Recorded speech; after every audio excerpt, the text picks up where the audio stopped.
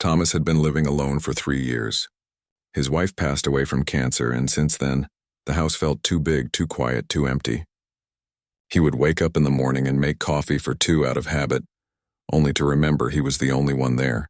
The photos on the mantel smiled back at him, frozen in happier times. But they couldn't fill the silence that had settled into every corner of his home. At 45 years old, Thomas found himself wondering what to do with the rest of his life. He had a good job at the local accounting firm, a paid-off mortgage, and enough savings to live comfortably. But comfort wasn't what he was missing. He was missing purpose. He was missing the sound of laughter in the hallways and the feeling of being needed by someone. One Saturday morning, his neighbor mentioned that the youth center downtown was looking for volunteers. Thomas didn't think much of it at first, but the idea stayed with him. By the following week, he had signed up to help with their after-school program. It wasn't much, just a few hours on weekday afternoons. But it gave him something to look forward to. That's where he met them. Two brothers, ages 8 and 6, who were always together. The older one was quiet and thoughtful, always reading books in the corner or helping the younger kids with their homework. The younger brother was full of energy, constantly asking questions and making everyone around him smile. They were inseparable, looking out for each other in a way that made Thomas's heart ache. He learned their story from one of the social workers. The boys had lost both parents in a car accident 2 years earlier. Since then, they had been shuffled through the foster system, moving from home to home. Nobody wanted to take both brothers together. Potential parents would show interest in the younger one because he was cute and outgoing, but they didn't want the responsibility of 2 children. And the older brother refused to be separated from his little brother, which meant they both stayed in the system. Thomas started spending more time with them.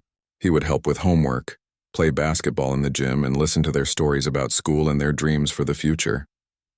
The older boy wanted to be a scientist. The younger one wanted to be a superhero, though he was starting to think maybe a teacher would be more realistic. Thomas found himself thinking about them even when he wasn't at the youth center.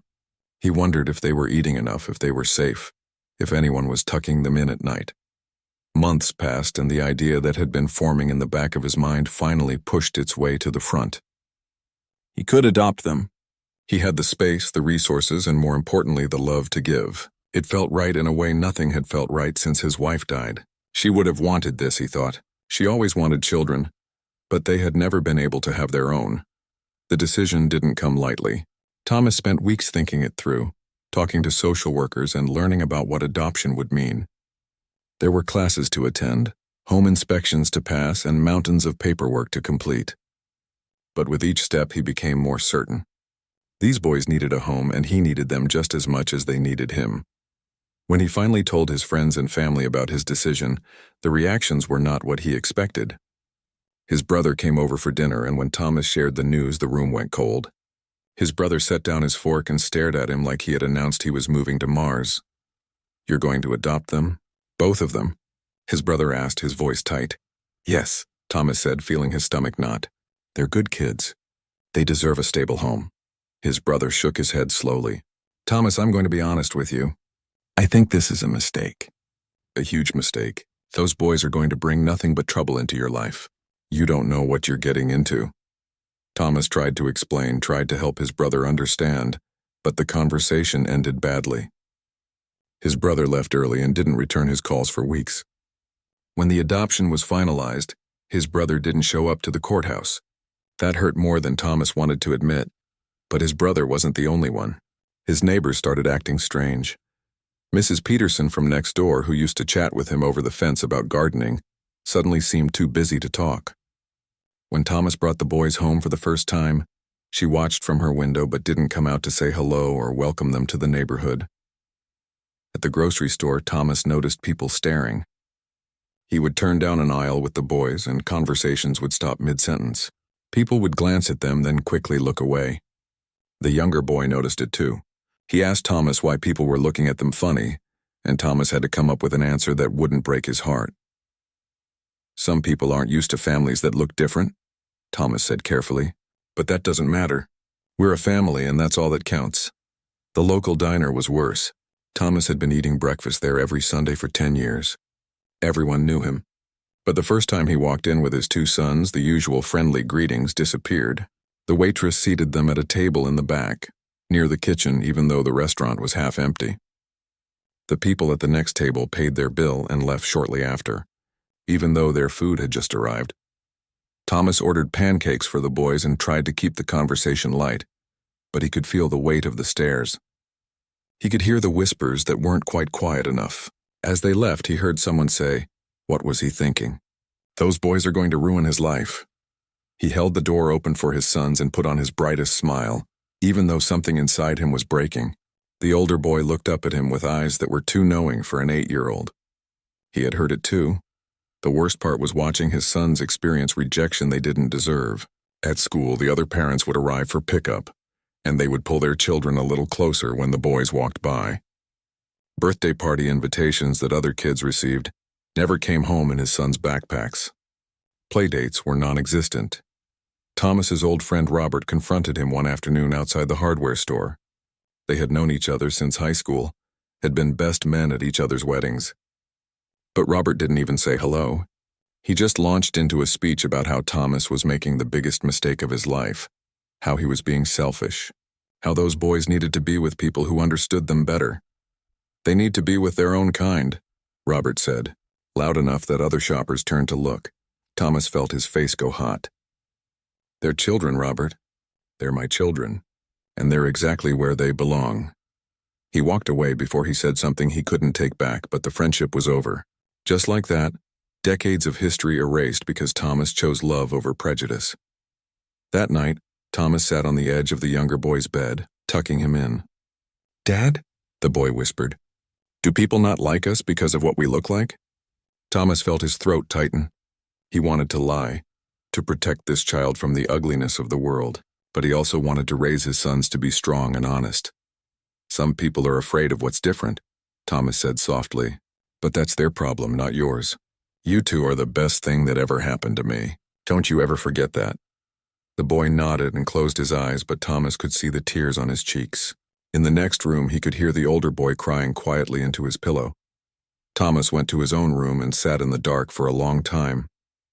This wasn't what he expected. He knew it might be difficult, but he didn't realize how cruel people could be. He didn't realize that choosing to love these children would cost him friendships, respect, and his place in the community he had called home his entire life. But as hard as it was, he didn't regret his decision. Not for 1 second. Those boys were his sons now, and he would stand between them and the whole world if he had to. Whatever came next, they would face it together. The first 2 years were the hardest years of Thomas's life, and he had already lived through losing his wife. At least grief was something people understood. At least people brought casseroles and offered condolences when someone died. But this was different. This was a kind of isolation he never knew existed. The boys tried so hard to fit in. The older one joined the chess club at school, thinking maybe that would help him make friends. He was good at it too, better than most of the other kids. But when the club planned a weekend tournament at a local college, somehow his permission slip never made it home in his backpack. Thomas only found out about it when he saw other parents posting photos on social media of their kids at the event. He called the teacher who ran the club, trying to keep his voice calm. "I didn't know about the tournament. My son never got the information." There was a long pause on the other end. "Oh, I'm sorry. It must have gotten lost." These things happen, but Thomas knew better. These things didn't just happen. They happened on purpose. The younger boy had it worse in some ways. He was more social, more outgoing, and that meant more rejection. He would come home from school and tell Thomas about his day with forced cheerfulness, but Thomas could see through it. He could see the way his son's smile didn't quite reach his eyes anymore. One afternoon, the younger boy asked if he could try out for Little League. He loved baseball, was always playing catch with Thomas in the backyard. Thomas thought it was a great idea, a chance for his son to do something he enjoyed and maybe make some friends in the process. They showed up at tryouts on a Saturday morning. The boy's glove was a bit worn, but Thomas had been teaching him how to catch and throw for months. His son was nervous but excited, bouncing on his toes as they walked up to the registration table. The man running the tryouts barely looked up from his clipboard. "Name?" Thomas gave his son's name, and the man wrote it down slowly like each letter was a burden. They went through the drills, and Thomas watched with pride as his boy caught every ball that came his way. He wasn't the best kid there, but he definitely wasn't the worst either. A week later, Thomas called to find out when practices would start. The same man answered the phone, and his voice changed the moment he recognized who was calling. "Yeah, about that. The team's full. We had more kids try out than we have spots." Thomas felt his chest tighten. "Full? But my son did well at tryouts. I was there. Sorry, that's just how it is sometimes. Maybe next year." Thomas hung up and sat in his car for 10 minutes trying to compose himself before going back inside. He didn't want his son to see how angry he was. But 2 days later, he ran into another father at the gas station, a man whose son had also tried out. The man was excitedly talking about practice starting next week. "I thought the team was full," Thomas said, unable to stop himself. The man looked uncomfortable. "Oh, well, they found room for a few more kids. You know how it is." Thomas knew exactly how it is. He drove home and had to tell his son that he didn't make the team. The boy just nodded and went to his room, and Thomas heard him crying through the door. That night, Thomas called every youth sports league in a 30-mile radius until he found one that would give his son a fair chance. The vandalism started about 6 months after the adoption. Thomas woke up one morning to find words spray-painted across his fence. Hateful words that made his blood run cold. He called in sick to work and spent the day painting over them before his sons woke up. He didn't want them to see it. They had seen enough, but it didn't stop there. Someone slashed his tires twice. His mailbox was knocked over 3 times in 1 month. Once, someone threw eggs at his house in the middle of the night. Thomas installed security cameras and porch lights, turning his home into something that felt more like a fortress than a place where children should grow up. The boys' school was its own battlefield. The older one was a straight-A student, always raising his hand in class, always doing extra credit. But when it came time for the Academic Achievement Awards at the end of the year, his name wasn't called. A girl who had lower grades in every subject got the award instead. Thomas saw his son's face fall, saw him blink back tears, and his heart shattered. He scheduled a meeting with the principal, a woman who had been friendly enough when he first enrolled the boys.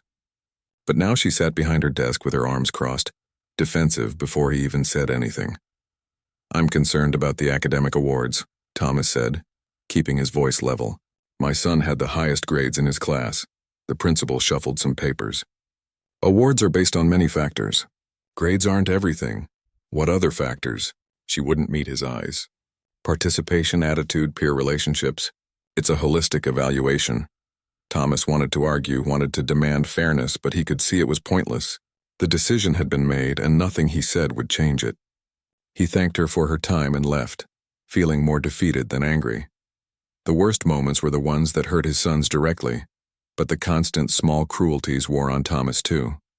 His co-workers at the accounting firm started excluding him from lunch invitations. The monthly poker game he had been part of for years suddenly stopped happening, or at least stopped including him. People he had known his entire life now looked right through him as if he were invisible. One Sunday after church, a woman he had known since childhood approached him in the parking lot. She had always been kind, always had a warm smile. Thomas thought maybe she was going to be different. Maybe she was going to offer some support. Instead, she looked at the boys sitting in his car and then back at him with something like pity in her eyes. "Thomas, I've been praying for you. I hope you know what you're doing. Those boys are going to have such a hard life, and you're not making it any easier for them." Thomas felt something break inside him. "I'm giving them a home and a family. How is that not making their lives easier?" She shook her head sadly. "You can't give them what they really need. You're not equipped for this." He got in his car and drove away, his hands shaking on the steering wheel. The older boy, too perceptive for his own good, asked if he was okay. Thomas lied and said he was fine, but both boys had stopped believing his lies about 6 months ago. There were nights when Thomas lay awake wondering if everyone was right. Maybe he was being selfish. Maybe he was making things harder for these boys instead of better. Maybe they would have been better off with a family that looked like them, in a community that would accept them. But then morning would come, and he would make breakfast while the boys got ready for school. The younger one would tell a joke that wasn't funny but would make them all laugh anyway. The older one would show him a science project he was working on, his eyes bright with excitement. And Thomas would remember why he made this choice. He made it because these boys deserved a family, They deserved someone who would fight for them, even when the whole world seemed to be fighting against them. They deserved to know what it felt like to be chosen, to be wanted, to be loved unconditionally. Still, there were moments of doubt. Moments when the weight of everything felt too heavy. One night, after a particularly bad week where both boys had come home in tears over different incidents at school, Thomas sat on the back porch after they went to bed. He put his head in his hands and let himself cry for the first time since they came to live with him. His neighbor's porch light came on. It was Mr. Chen, an older man who had always kept to himself. Thomas quickly wiped his eyes, embarrassed to be caught like this, but Mr. Chen didn't look away. Instead, he walked over to the fence between their yards. "It's hard, isn't it?" he said quietly. Thomas nodded, not trusting his voice. "I came to this country 40 years ago," Mr. Chen continued. "I know what it's like when people think you don't belong. When they treat you like you're less than human. It takes strength to stand up to that. It takes even more strength to teach children how to stand up to it." "I don't know if I'm strong enough," Thomas admitted. Mr. Chen smiled. "You're still here, aren't you? You haven't given up. That's what strength looks like. Not never falling down, but getting up every time you do." It was the first kind thing anyone in the neighborhood had said to him in months. Thomas thanked him, and they talked for a while longer. It didn't fix everything, but it reminded Thomas that he wasn't completely alone. Inside, the house was quiet. Thomas checked on both boys before going to bed himself. They were sleeping peacefully, their faces relaxed in a way they never were during the day. The older one had a book on his nightstand about space exploration. The younger one had drawn a picture earlier that day, now stuck to the refrigerator with a magnet. It showed 3 stick figures holding hands under a rainbow. At the bottom, he had written "My family" in crooked letters. Thomas stood in the doorway watching them sleep and made himself a promise. No matter how hard it got, no matter how many people turned their backs on them, he would never let these boys feel unwanted again. They had been through enough rejection in their young lives. Whatever came next, they would face it together, and he would make sure they knew they were loved every single day. Something changed when the boys turned 13 and 11. Not overnight, but slowly, like watching a sunrise. The anger and hurt they had carried for years started transforming into something else, something powerful. The older boy had always been good at math, but one day Thomas found him at the kitchen table at 2 in the morning, surrounded by books about calculus and physics. These weren't assigned homework. He was teaching himself, hungry for knowledge in a way that took Thomas's breath away. "Why are you still up?" Thomas asked, rubbing sleep from his eyes. The boy looked up, his eyes tired but bright. "I'm reading about quantum mechanics. Did you know that particles can be in 2 places at once until you observe them? It's like the universe doesn't decide what's real until someone's paying attention." Thomas sat down next to him, amazed by the depth of thought in someone so young. "That's pretty incredible. But you need sleep too." "I know. Just 5 more minutes." Those 5 minutes usually turned into an hour, but Thomas didn't have the heart to stop him. This passion, this drive, it was something no one could take away from him. Not the teachers who overlooked him, not the neighbors who judged him, not anyone. The boy entered the regional science fair that year. Thomas helped him build his project in the garage, a complex demonstration of renewable energy principles that was way beyond middle school level. The night before the fair, the boy was nervous, pacing back and forth in the living room. "What if they don't take me seriously?" he asked. "What if they think someone else did the work for me?" Thomas understood the fear. His son had learned not to expect fair treatment. "You know your project inside and out. You answer their questions, you show them what you know, and let your work speak for itself." The next day at the science fair, Thomas watched from the audience as judge after judge stopped at his son's booth. He saw their skeptical expressions turn to surprise, then to genuine interest as his boy explained the science behind his project. He answered every question with confidence, his voice steady and clear. When they announced the winners, Thomas held his breath. 3rd place went by. 2nd place went by. Then they called his son's name for 1st place. The boy stood there, frozen in shock, until Thomas started clapping so hard his hands hurt. The whole auditorium joined in, and his son walked up to accept the trophy with tears streaming down his face. That trophy sat on their mantle for years. It was the first time someone outside their small family had recognized his son's worth, and it changed something fundamental in the boy. He entered the science fair the next year and won again. And the year after that, By the third win, universities were sending him letters of interest, and he was still only 15 years old. The younger boy found his voice in a different way. He had always been the talkative one, but when he joined the debate team in middle school, something clicked. He could argue any side of any issue, backing up his points with research and passion that left opponents stumbling over their words. His debate coach, one of the few teachers who had been kind from the beginning, pulled Thomas aside after a tournament. "Your son has a gift. He doesn't just debate to win. He debates because he believes in justice. That's rare." The boy started paying attention to the world around him in a new way.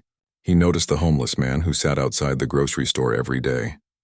He noticed that the food pantry in their town was only open 2 days a week, and people went hungry on the other 5 days. He noticed everything, and he wanted to fix it all. At 14, he organized a community food drive. Thomas watched with pride as his son stood in front of the local grocery store with handmade flyers, asking people to donate non-perishable items. Many people walked right past him. Some were rude, but some stopped and listened, and his son's passion was contagious. The food drive collected enough supplies to feed 200 families. The local newspaper ran a small article about it, and the mayor's office called to offer recognition. The same mayor who 5 years earlier had crossed the street to avoid saying hello to them at the 4th of July parade. Thomas took his son to the mayor's office for the photo opportunity, watching as politicians who had ignored them for years now shook his son's hand and praised his community spirit. The boy was polite, gracious even, but Thomas could see the irony wasn't lost on him. "Did you see how fake they all were?" his son asked on the drive home. "I saw," Thomas said. "But you did something real. Something that mattered. Don't let their phoniness take that away from you." Both boys were thriving academically in ways that became impossible to ignore. The older one was taking college-level courses by his sophomore year of high school. The younger one had a 4.0 grade point average and was captain of the debate team. They tutored other students after school, patiently explaining concepts that they had mastered years ago. Teachers who had once been skeptical or dismissive now called Thomas to tell him what remarkable young men his sons were becoming.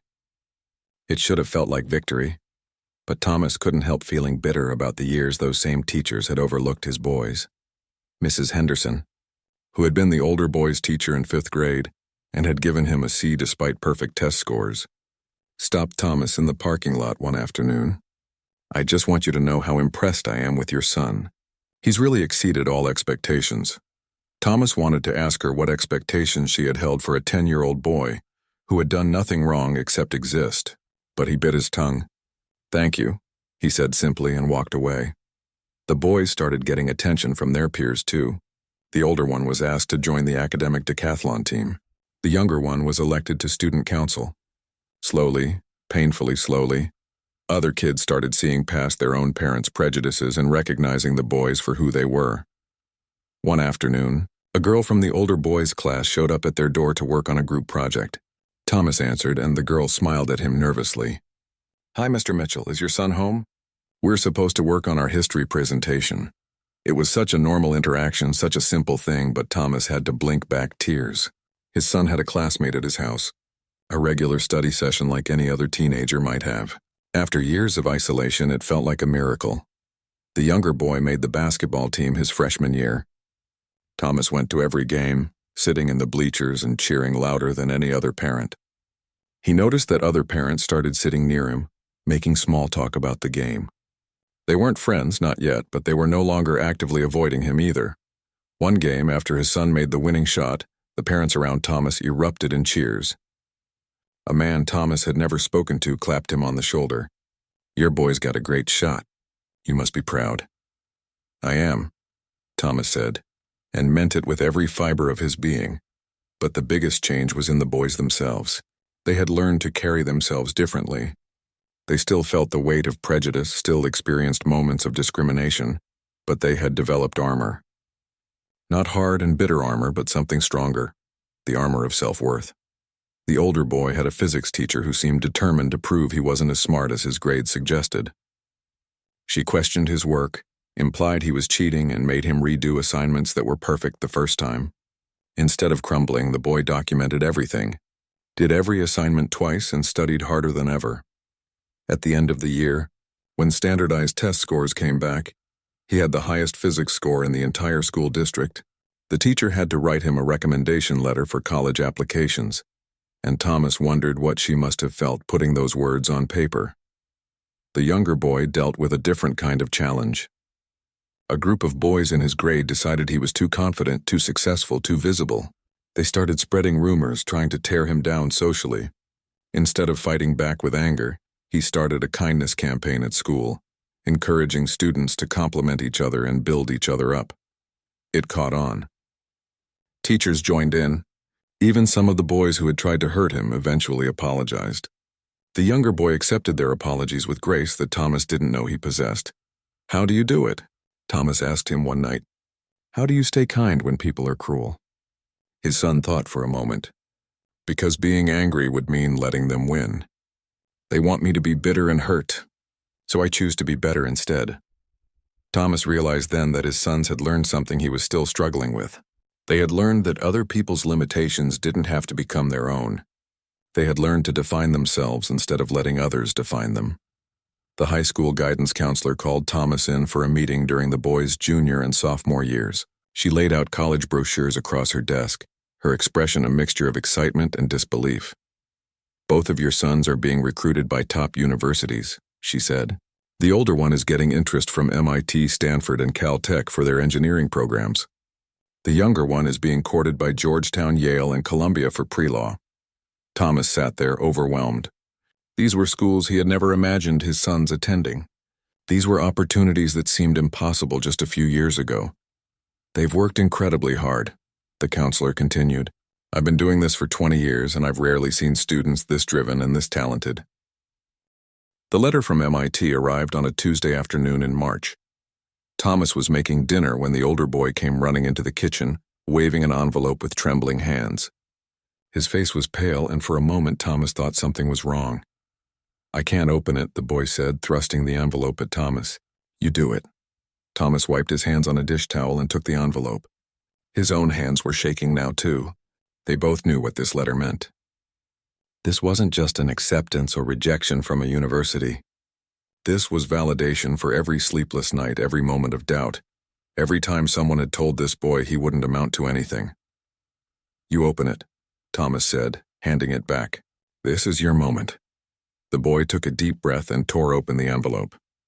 His eyes scanned the letter once, then twice. Then he looked up at Thomas with tears streaming down his face. "Full scholarship," he whispered. "They're offering me a full scholarship to study biomedical engineering." Thomas pulled his son into a hug, and they both stood there crying in the middle of the kitchen while pasta boiled over on the stove. The younger boy heard the commotion and came running down the stairs, and soon all three of them were hugging and laughing and crying at the same time. That night, Thomas couldn't sleep. He kept thinking about the little 8-year-old boy he had met at the youth center 7 years ago. The quiet kid who read books in the corner and was always passed over by potential adoptive parents.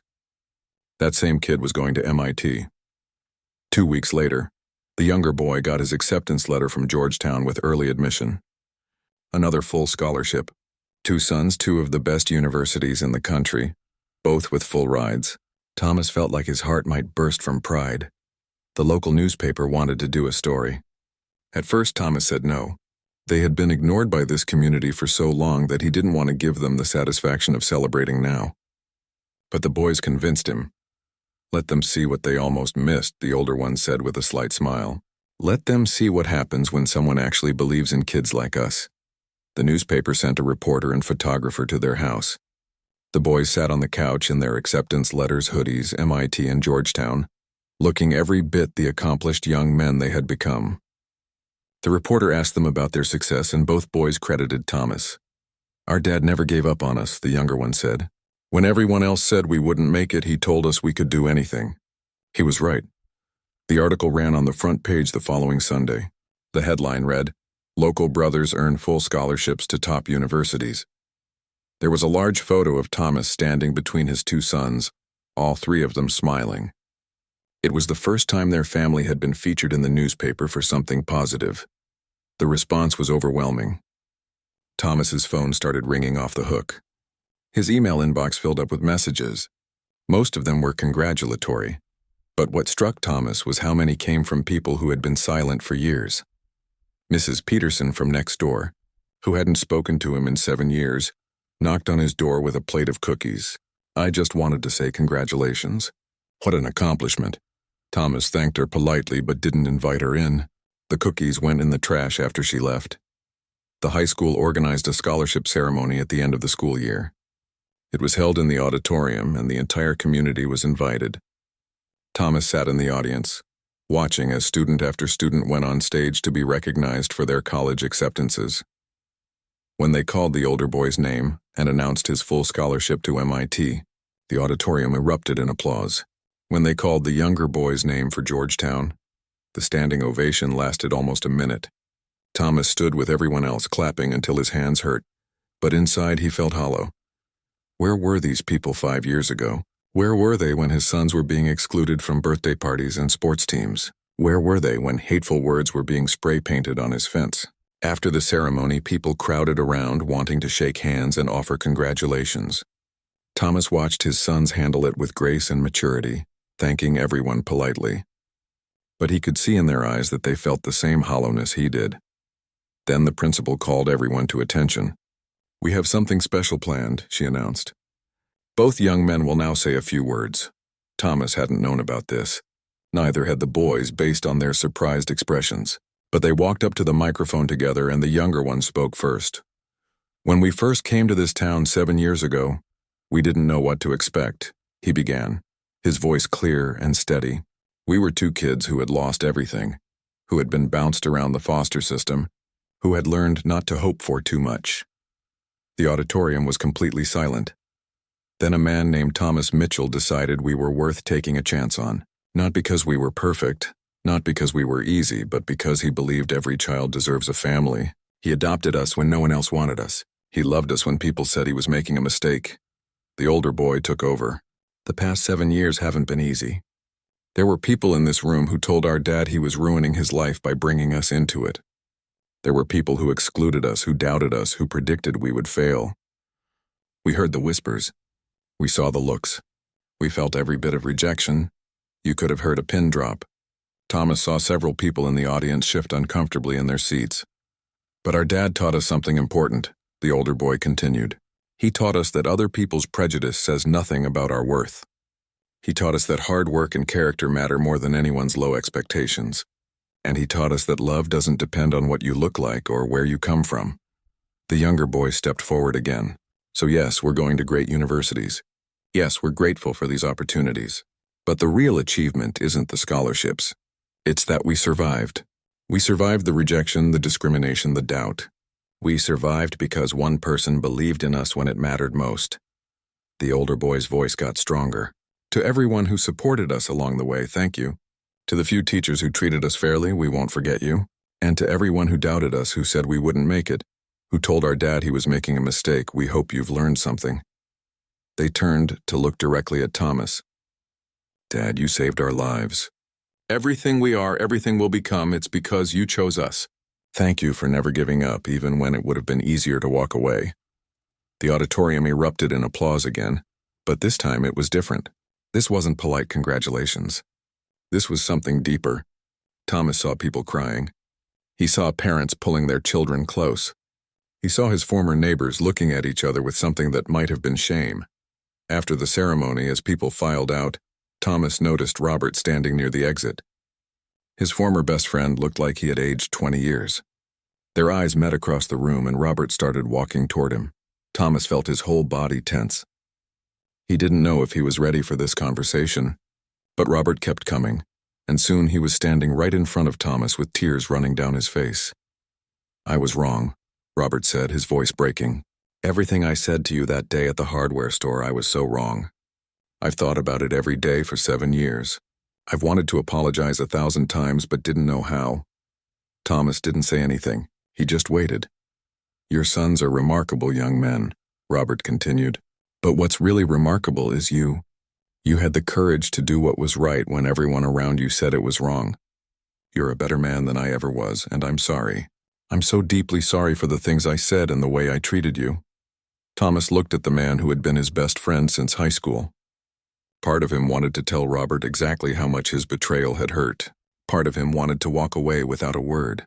But a bigger part of him, the part that had spent 7 years teaching his sons about forgiveness and grace, knew what he had to do.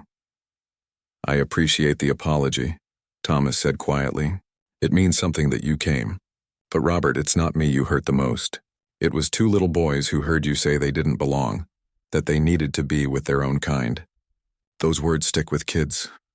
Robert nodded, more tears falling. "I know, if I could take it back, but you can't," Thomas interrupted gently. "None of us can take back the past 7 years. All we can do is learn from them and do better going forward." He extended his hand and Robert shook it. It wasn't a reconciliation, not really. Too much had happened. Too much pain had passed under that bridge. But it was acknowledgement. It was a step towards something, even if they would never be what they once were. As Thomas walked out of the auditorium with his 2 sons, one on each side of him, he thought about how far they had come. Not just the boys with their scholarships and bright futures, but all 3 of them as a family. They had walked through fire together, and they had come out stronger on the other side. The town that had rejected them was now celebrating them, but Thomas knew the truth. They didn't need this town's approval. They never had. What mattered was what they had built together. A family forged not in easy times but in adversity. A family that had learned the real meaning of love, loyalty, and perseverance. 10 years passed faster than Thomas could believe. His sons had gone off to college, graduated with honors, and built lives that exceeded even his proudest dreams. The older one earned his doctorate in biomedical engineering from MIT and developed a revolutionary prosthetic technology that restored mobility to people who thought they would never walk again. The younger one graduated from Georgetown Law, argued cases in federal court, and became known for taking on civil rights cases that other lawyers considered too difficult or too controversial. Thomas was in his 60s now, retired from the accounting firm, living in the same house where he had raised his boys. His hair had gone completely gray and he moved a little slower than he used to, but his heart was full in a way it had never been before. The older son came home one weekend with news. "Dad, we want to talk to you about something," he said over dinner.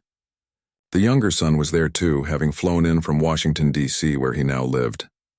"That sounds serious," Thomas said, setting down his fork. "It is serious, but it's good," the younger one assured him. "We've been talking for months now, and we want to start a foundation, a scholarship and mentorship program for kids in foster care." The older son leaned forward, his eyes bright with excitement. "We've both been successful, but we remember what it was like. We remember being the kids that nobody wanted. We want to help other kids like we were."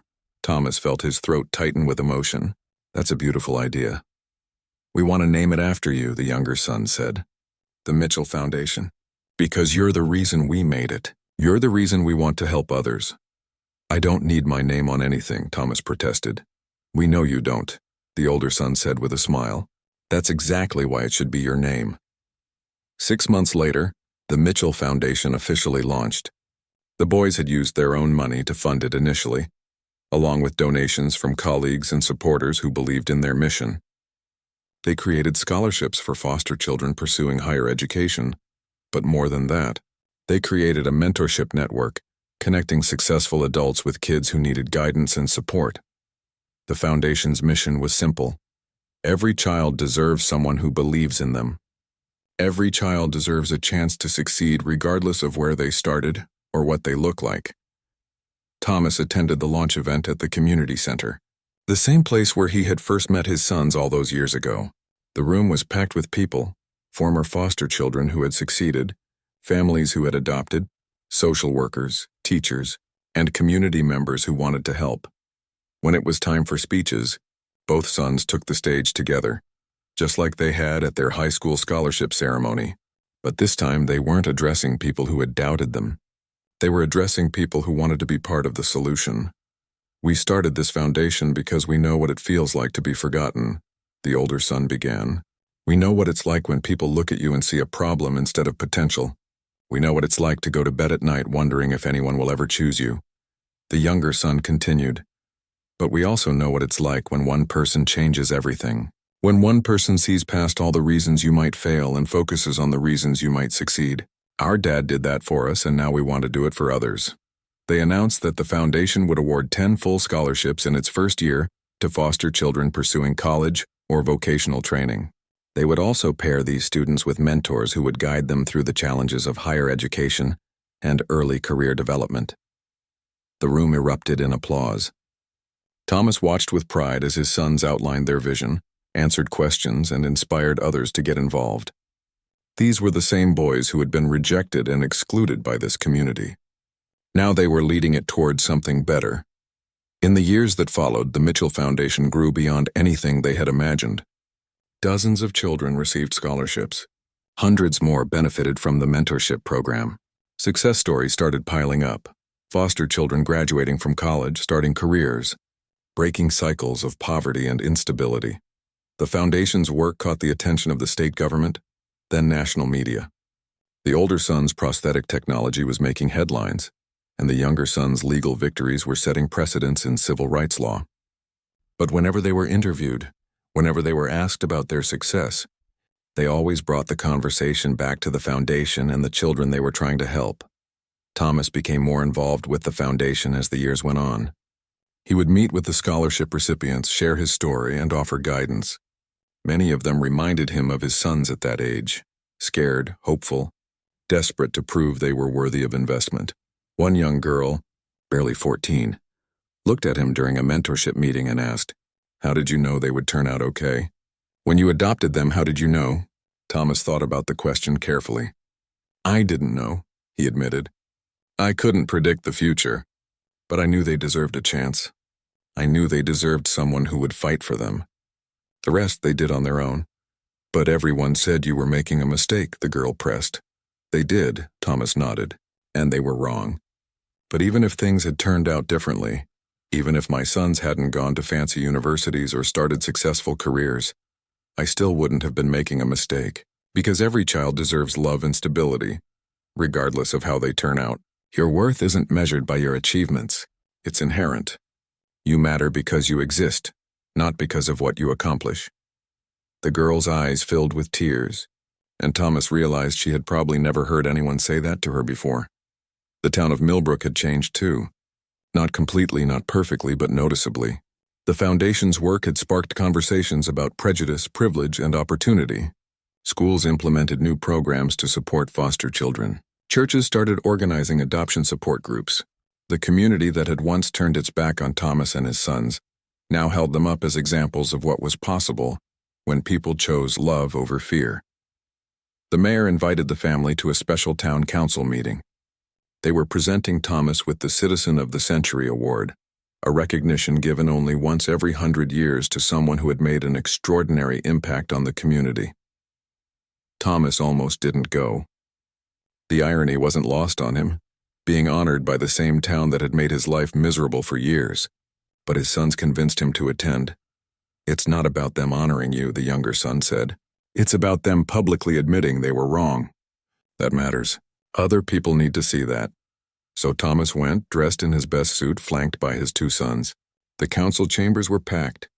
People stood along the walls because there weren't enough seats. Thomas recognized so many faces from his past. Neighbors who had ignored him, parents who had excluded his children, business owners who had treated him coldly. The mayor gave a speech about Thomas's courage and vision, about how he had changed the community through his example. She talked about the Mitchell Foundation and the lives it had touched. She carefully avoided mentioning the years of discrimination and rejection, but everyone in the room remembered. When it was Thomas's turn to speak, he stood at the podium and looked out at the crowd. He thought about giving a polite, gracious speech thanking everyone and moving on. But his sons had taught him something about speaking truth to power. "Thank you for this recognition," he began. "I accept it not for myself, but for every parent who has chosen to love a child that society has rejected. For every person who has stood up against prejudice even when it cost them friendships and community standing." He paused, letting his words settle over the room. "I won't pretend the past didn't happen. Many of you in this room made my life and my sons' lives incredibly difficult. You judged us, excluded us, and predicted our failure. You were wrong. Some people shifted uncomfortably. Others nodded, accepting the rebuke. But here's what I've learned," Thomas continued, his voice softening. "People can change.